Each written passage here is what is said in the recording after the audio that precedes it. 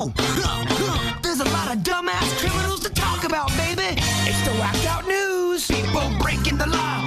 Ha-ha, fighting in the nude. Ha, drunk people pooping in the street. Ha-ha, it's the whacked out news.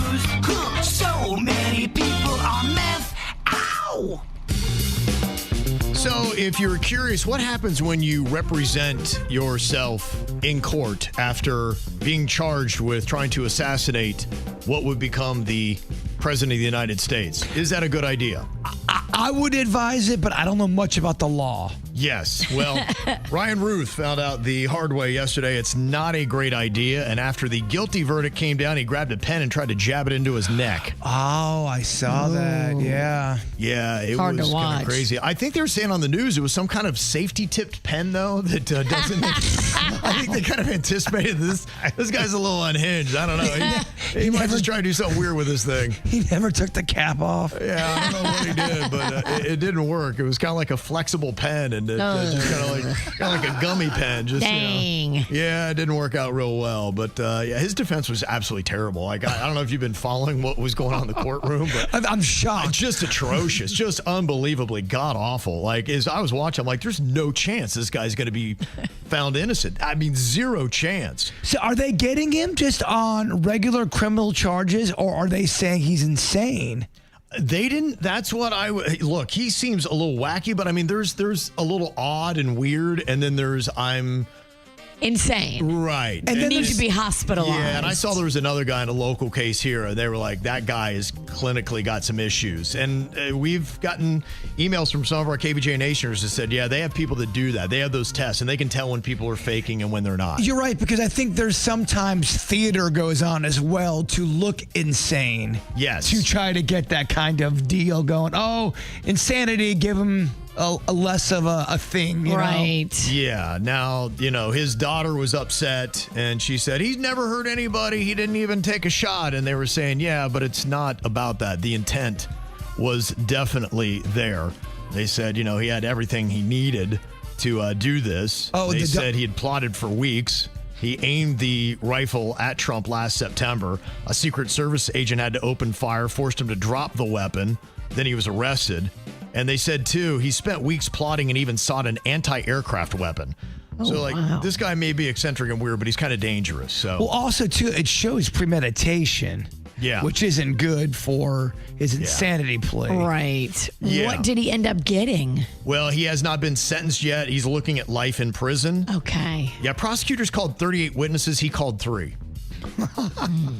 So, yeah, I don't know if he really mapped it out or planned it well. One was his dog. Yeah, and honestly, I do feel for his daughter because, look, she loves him. She doesn't think that he should have been found guilty. As they were driving him away, she was chasing after his vehicle. I mean, it was quite a scene at the courthouse in Fort Pierce.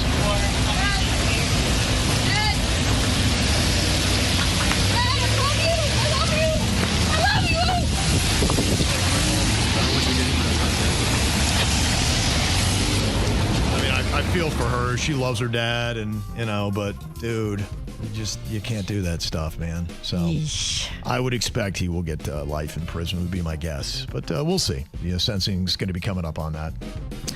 Well, some people are thinking that maybe DoorDash drivers are jumping to conclusions. They say on Monday morning there was a DoorDash driver that alerted police after making a delivery to a motel in Sweetwater, Texas. Now, what had them alarmed was the person had ordered trash bag, zip ties, bleach, a hatchet. So a murder kit was ordered on DoorDash. What could go wrong?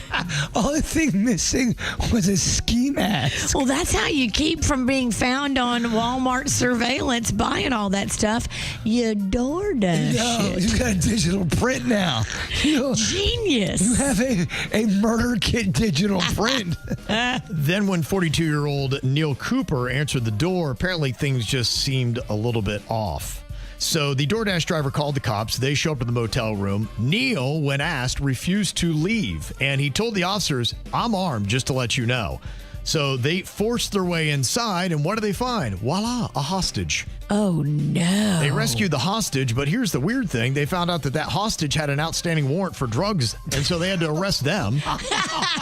You're free. Oh, you're not free. Man, this has got twists and turns galore. What a busy motel. Now, they arrested him for aggravated kidnapping, and it's unclear what he planned to do with the victim, but it looks a little sus. I mean, I think it's pretty clear what he planned to do with the victim. Yeah. That guy's lucky, or is it a girl? Who was his victim, male or female? And I didn't say in the story. I would love to know what they got for a DoorDash rating. I mean, he was about to zip tie him and chop him up with a hatchet. He's lucky the DoorDasher turned it into the cops. But he gives the DoorDasher a 1 star.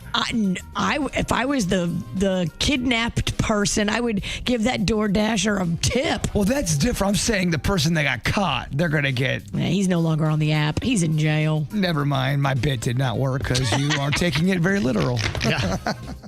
What do you mean? Now, I love reading the comments in some of these stories, and one person actually said, I'm glad it worked out for the best this time, but do you really want your DoorDash driver deciding your order is suspicious and calling the cops? Yeah, when it's including a murder kit, I absolutely they only do. ordered trash bag, zip ties, bleach, and a hatchet. But they were right though.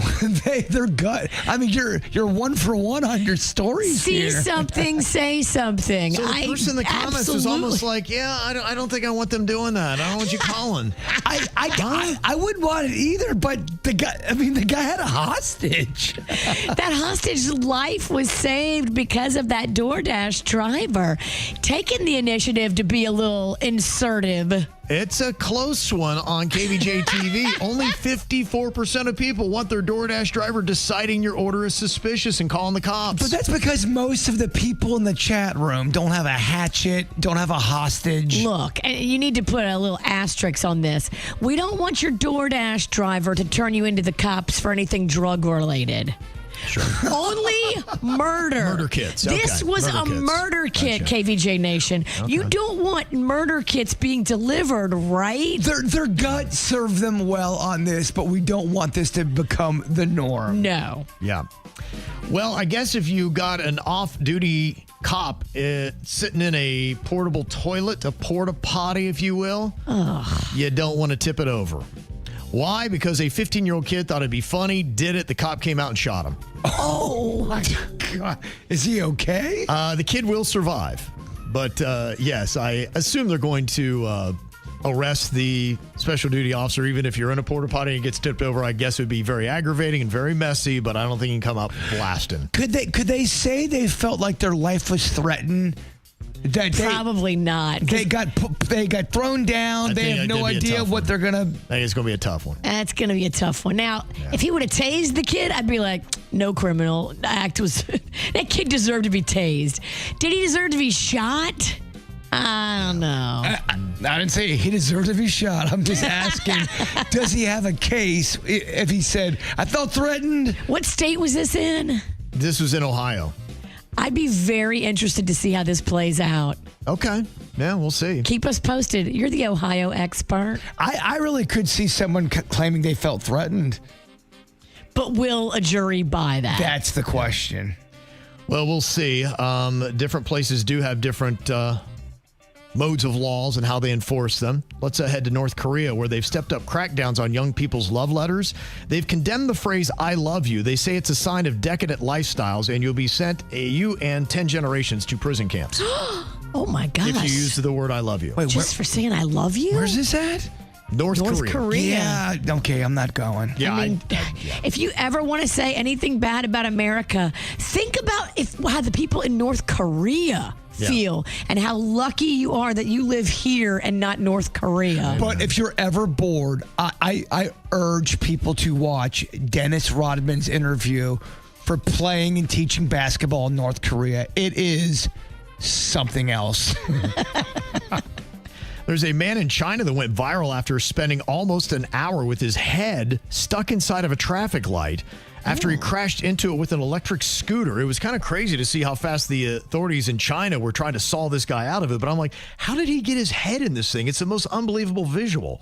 If you're watching KVJ TV on YouTube, you can see it, but I'm like, how the heck did that even happen? Wow. Yeah. They got him? Is he okay? Yeah, I guess he's going to be okay, but how you get your head stuck in a traffic light after running into it on a scooter, I have no idea. And the term okay is so loose. You know what I mean? Yeah, you're right. You're right. So how do you feel about this story? The owner of a sushi restaurant in British Columbia has posted a sign refusing to serve extra soy sauce. The front door states, "We never serve extra soy sauce. Rude people, intoxicated people," with the soy sauce line highlighted in red. So those are things they don't serve, but the soy sauce, that is a thing you can't even debate. I will say it is odd. The condiments we get for free and the ones we have to pay for extra. And I've noticed even on the ketchup level, there's some places that will charge extra for ketchup. Usually mom and pops. But it's odd that ketchup, mustard, mayo, you're kind of just given that. But if you go honey mustard or curry mustard, you're getting charged. It's not even necessarily the cost of it that he's upset with. He says, look, I have worked for decades training to become an amazing sushi chef, and you're not going to ruin my work with soy sauce.